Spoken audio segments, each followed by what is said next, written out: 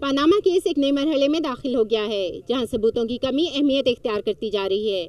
آئیے موجودہ صورتحال کو سامنے رکھتے ہوئے اراکین پارلیمنٹ سے پوچھتے ہیں کہ آیا یہ کیس کسی کروٹ بیٹھے گا بھی یا نہیں۔ سپریم کورٹ ایک سیٹ پروسیجر اور پروسیس کے ساتھ چلتے ہیں۔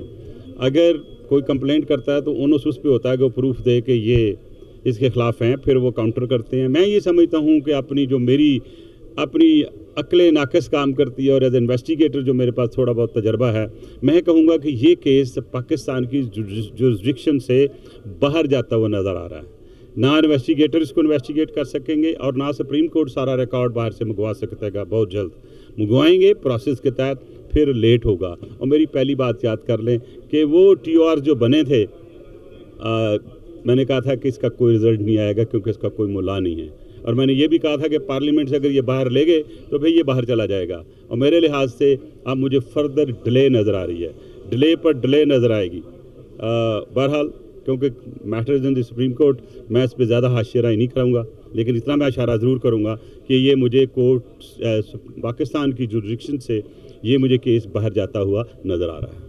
دیکھیں، سیدھی سی بات ہے، جب کورٹ کے اندر بات جاتی ہے تو کورٹ ایویڈنس کے اوپر فیصلہ کرتی ہے۔ کورٹ سنی سنائی باتوں کے اوپر یا ایسی چیزیں جس کی کوئی عدالت میں جس کی حیثیت نہ ہو، اس چیز کی کنسیڈریشن نہیں کرتی۔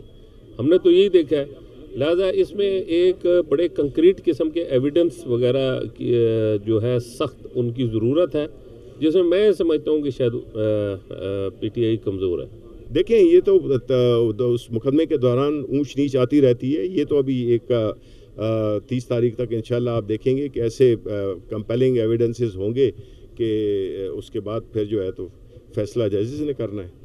پاناما کیس کی موجودہ صورتحال سے متعلق اراکین پارلیمنٹ کا کہنا تھا کہ یہ کیس پاکستان کی جورسڈکشن سے باہر جاتا ہوا نظر آ رہا ہے۔ نہ ہی تحقیقاتی ادارے حقائق سامنے لانے میں کامیاب ہوں گے اور نہ ہی عدالت سارا مواد اکٹھا کر پائے گی۔ کیمرہ مین سلیم اختر کے ساتھ فریحہ سعید، رسائی ٹی وی، اسلام آباد۔